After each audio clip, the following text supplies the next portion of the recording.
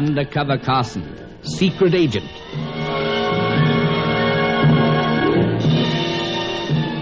Operation Deathray, an assignment in Rio.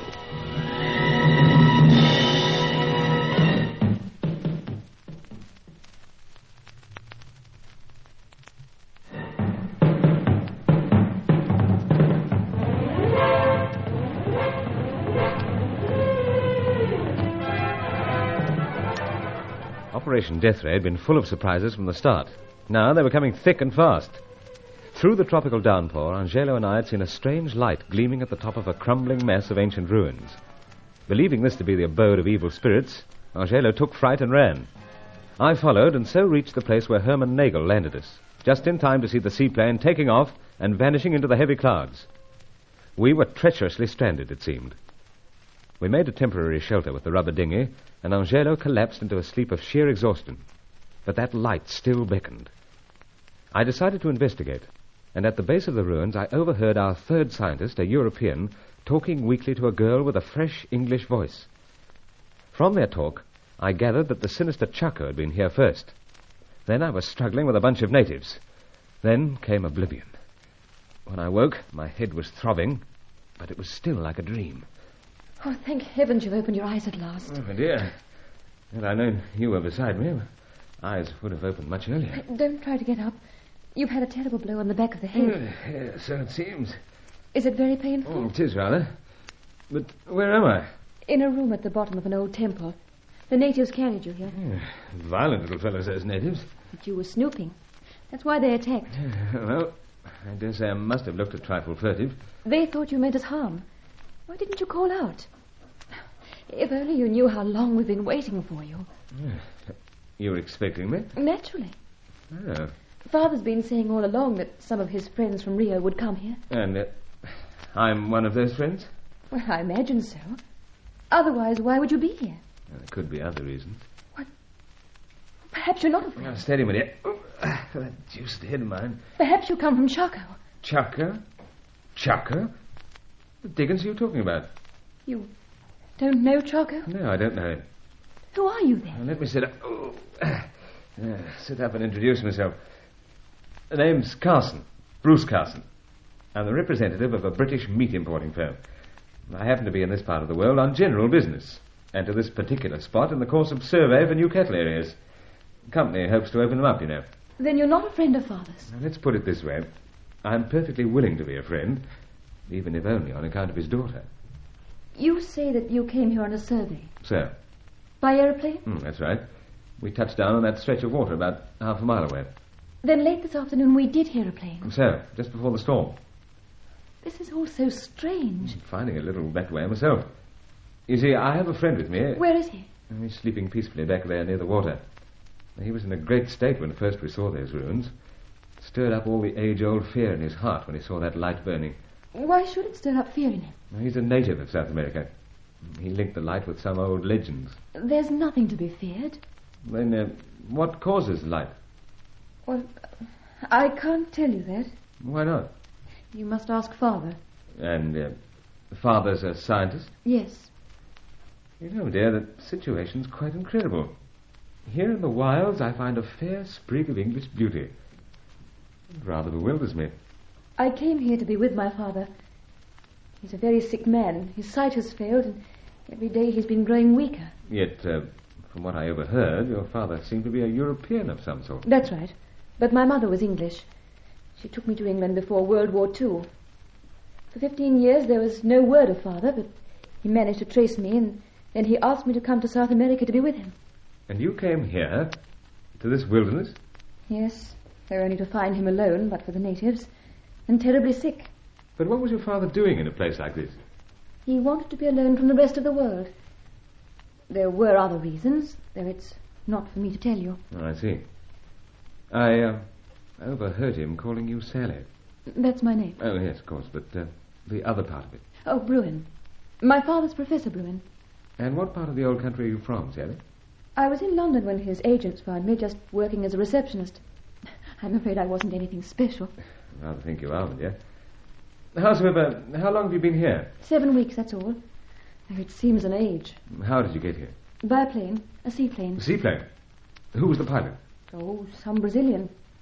It was all arranged by the agent people in Rio de Janeiro. Ah, I see.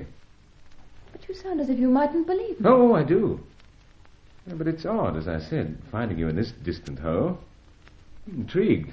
Just getting the story. Those people were supposed to come back a few weeks later, but we haven't seen them. And all the time Father's been getting worse and worse. And from what you were saying, it seems he's had some unsavory visitor before you arrived. Yes. A person called Charco. Father says that he's been sick ever since he left. Nasty place to be sick. Really, Mr. Carson, I've been frantic. We must get out of here. You must help us. I'm not too sure I've any way of getting out of here myself. But you came by plane. So, best we don't bother about that. Now, first of all, I'd like to meet your father. Do you think I could have a chat with him? Yes, of course. I'll tell him that you're a friend. It's through this archway and along the passage. I'll lead the way.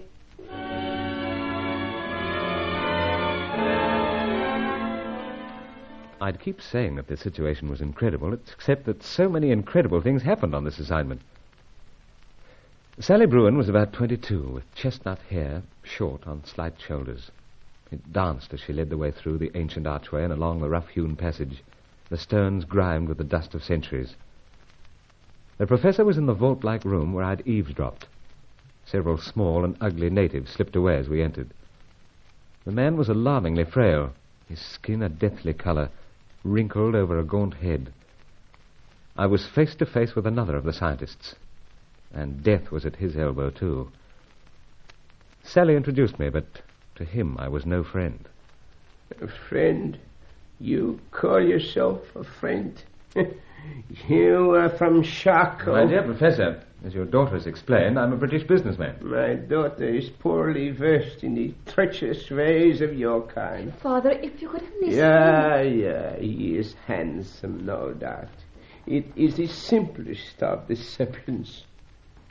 But what more do you want? You have everything, my portion of the secret, even the satisfaction that I will shortly depart from this earth. Oh, please, Father, don't keep saying that. I am a dying man. Professor, let me assure you, until this evening, you were quite unknown to me. I was? Then it will be surprising to you to learn why I came here. Yes, it will, sir. You do not know, No, assure you. You do not know that I was fascinated by the stories of those ancient lights, believing them to be of atomic origin?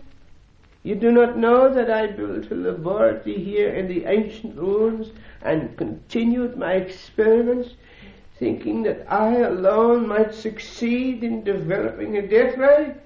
This is all news to you? More or less, sir. You are from Charco. I'm afraid that's double Dutch to me, Professor. No, your identity fits very well. How, sir? Since I must inform you about your own affairs, it is known to me that an Englishman is one of the closest associates of the fiend Charco. He is a man of polish, a traitor to his own class and country. And his name, sir? It could be Carson. No, but it's not. I do not know the name, but I do not trust you. Father, dear, Mr. Carson says he will get us out of here. It puzzles me why he has come, but I have nothing more to give you. Nothing except perhaps my life. Father, Steady, my dear. the way he sighed. The effort was too much for him. He's only collapsed. Oh, But he is in a bad way. Mr. Carson, you must get him away from here. You must. I'll do my best. And believe me, Sally, my intention is sincere. I do wish to be a friend. If only I could convince your father of that.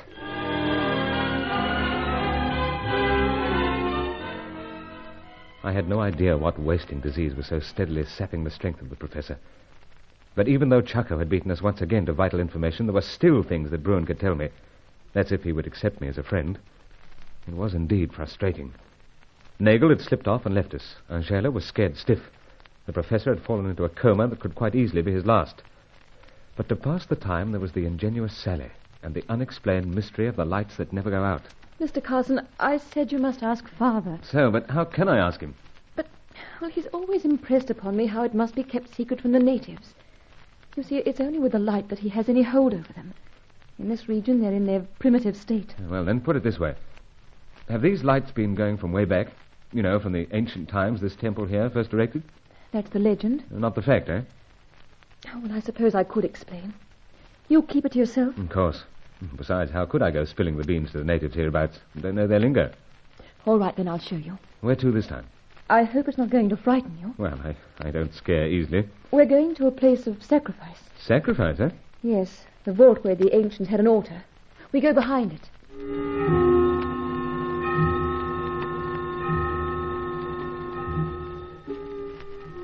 Ah, quite a place. What went on here? Even Father can't tell me that. Perhaps the secret rites of the priests?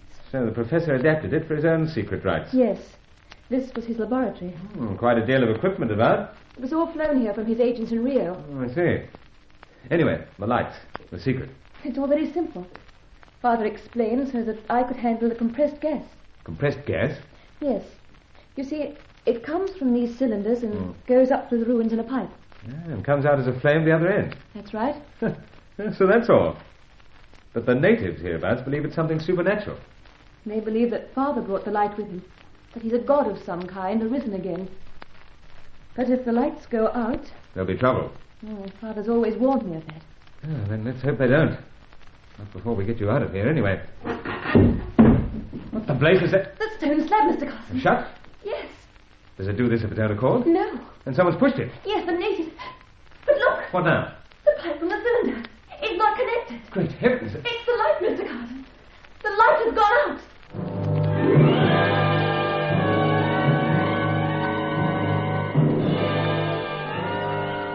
So there it was. I was trapped with Sally behind the altar of sacrifice in an ancient temple. She told me what to expect if that light went out. We were up against savage superstition in Operation Deathray.